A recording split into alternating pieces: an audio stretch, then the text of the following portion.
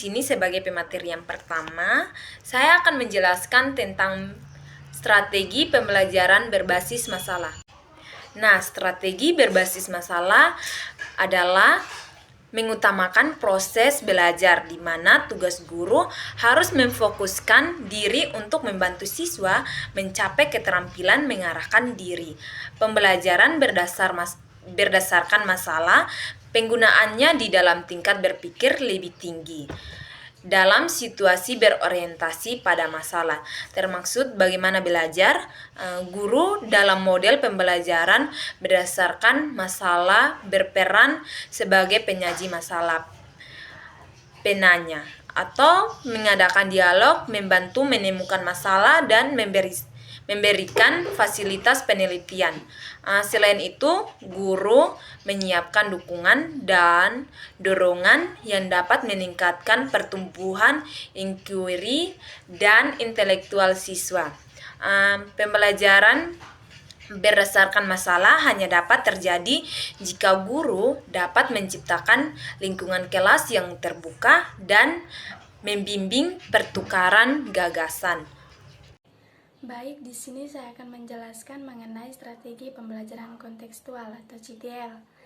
Jadi, strategi pembelajaran kontekstual adalah strategi pembelajaran yang menekankan keterkaitan antara pembelajaran dengan kehidupan dunia nyata, di mana di sini membantu siswa untuk menghubungkan pembelajaran dengan kehidupan dunia nyata sehari-hari. Strategi pembelajaran kontekstual juga memiliki beberapa prinsip dasar, di mana menurut Suprijono yang pertama, saling ketergantungan. Ketergantungan ini artinya ketergantungan merumuskan segala kehidupan dunia nyata menjadi suatu sebuah sistem. Yang kedua yaitu diferensiasi, yakni merujuk pada entitas-entitas yang beraneka ragam dari realitas kehidupan di sekitar siswa.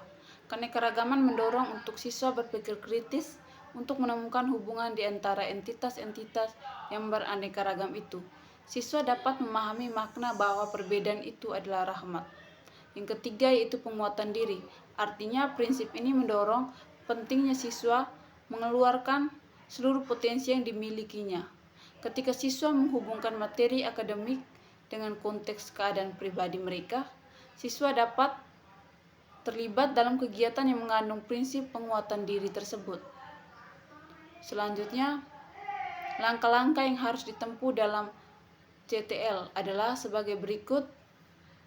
Yang pertama, kembangkan pemikiran bahwa anak akan belajar lebih bermakna dengan cara bekerja sendiri dan mengkonstruksi sendiri pengetahuan dan keterampilan barunya.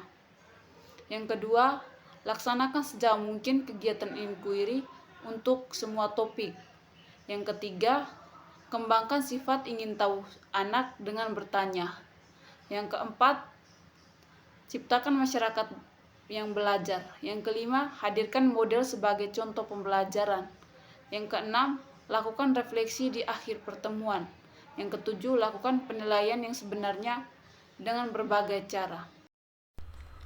Strategi pembelajaran afektif bukan hanya bertujuan untuk mencapai dimensi yang lainnya. Sikap dan keterampilan afektif berhubungan dengan volume yang sulit diukir karena berhubungan dengan kesadaran dari dalam diri seseorang.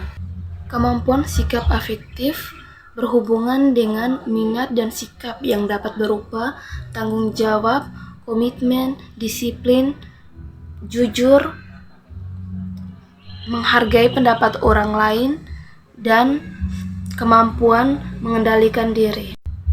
Pembentukan sikap peserta didik tidak dapat dibebankan pada satu mata pelajaran saja. Dengan kata lain, semua mata pelajaran bertanggung jawab dalam pembentukan sikap peserta didik. Dalam hal ini, strategi pembelajaran adalah jembatan antar mata pelajaran dalam pembentukan sikap peserta didik. Ada dua proses terbentuknya proses dalam diri seseorang. Yang pertama, pola pembiasaan, yang kedua, pemodelan. Yang pertama, pola pembiasaan. Dalam pembelajaran di sekolah, baik disadari ataupun tidak, Guru dapat menanamkan sikap tertentu kepada siswa melalui proses pembelajaran. Yang kedua, modeling. Pembelajaran sikap juga dapat dilakukan melalui proses modeling, yaitu pembentukan sikap melalui proses asimilasi atau proses percontohan. Salah satu karakteristik anak didik yang sedang berkembang adalah keinginan untuk melakukan peniruan. Saya akan menjelaskan strategi pembelajaran kooperatif. Pembelajaran ini merupakan istilah umum untuk sekumpulan strategi pengajaran yang dimana strategi ini dirancang untuk mendidik kerjasama kelompok dan interaksi antar siswa. Ada 3 tujuan dari pembelajaran ini, yaitu untuk meningkatkan kinerja siswa dalam tugas-tugas akademiknya. Yang kedua, untuk penerimaan anak terhadap keberagaman. Yang ketiga, untuk pengembangan keterampilan sosial siswa. Yang selanjutnya yaitu I, strategi pembelajaran peningkatan kemampuan berpikir. Strategi pembelajaran peningkatan kemampuan berpikir atau SPPKB merupakan strategi pembelajaran yang bertumpu kepada pengembangan kemampuan berpikir siswa melalui telaah fakta-fakta atau pengalaman anak sebagai bahan untuk memecahkan masalah yang diajukan.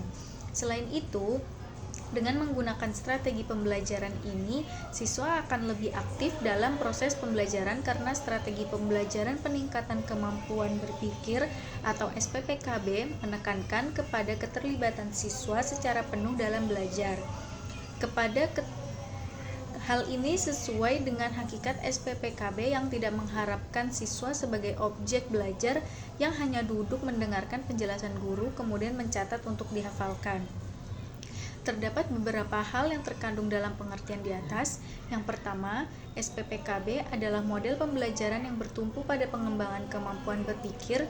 Artinya tujuan yang ingin dicapai oleh SPPKB adalah bukan sekedar siswa dapat menguasai sejumlah materi pelajaran, akan tetapi bagaimana siswa dapat mengembangkan gagasan-gagasan dan ide-ide melalui kemampuan berbahasa secara verbal.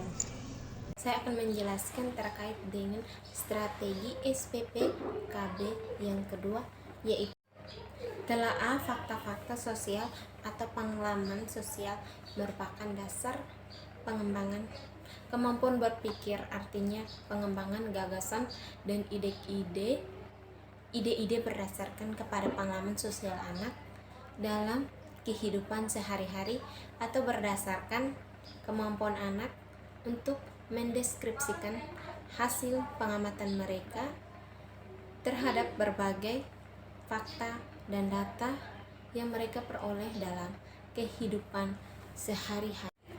Kita sudah mengetahui semuanya bahwa perkembangan sosial anak pada dasarnya berawal dari keluarga atau orang-orang terdekatnya, karena orang tua adalah salah satu bagian utama untuk mengajarkan segala sesuatu kepada anaknya. Dari situ anak akan melihat dan dia akan menerapkan kepada lingkungan sekolahnya. Contohnya, membersihkan rumah.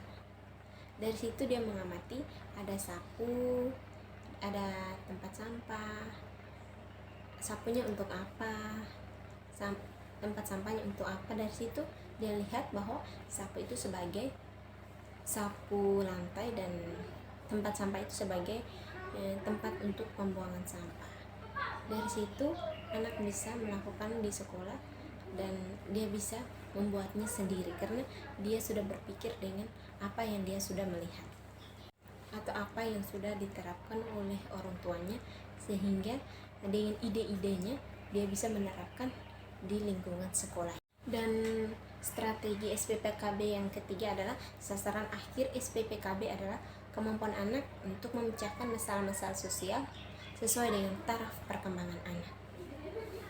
Di sini menjelaskan bagaimana anak memecahkan suatu masalah.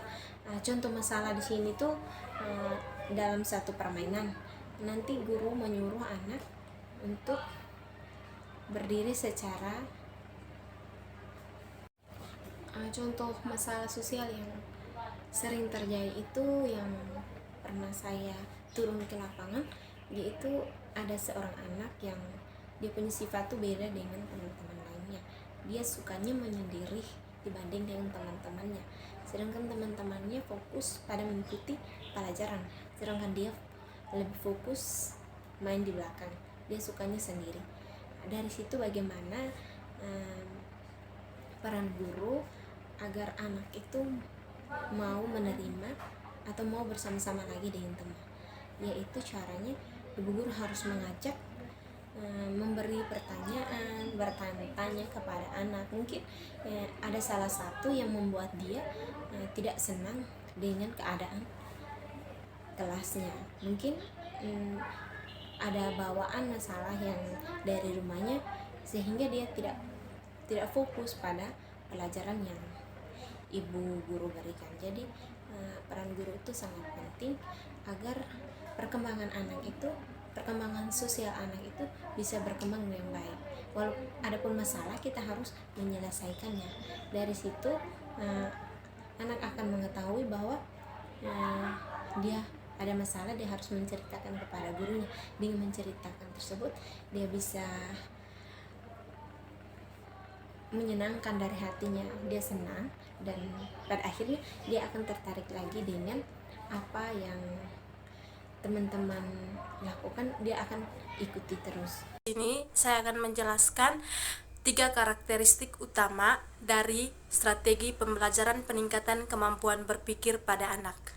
Sebagai strategi pembelajaran yang diarahkan untuk mengembangkan kemampuan berpikir, strategi pembelajaran peningkatan kemampuan berpikir pada dasarnya memiliki 3 karakteristik utama, yaitu yang pertama, proses pembelajaran melalui strategi pembelajaran peningkatan kemampuan berpikir menekankan pada proses kekuatan mental siswa secara maksimal. Yang kedua, strategi pembelajaran peningkatan kemampuan berpikir dilaksanakan dalam situasi dialogis dan proses tanya jawab secara terus-menerus. Yang ketiga, strategi pembelajaran peningkatan kemampuan berpikir menyadarkan akan 2 masalah pokok, yaitu sisi proses dan hasil belajar.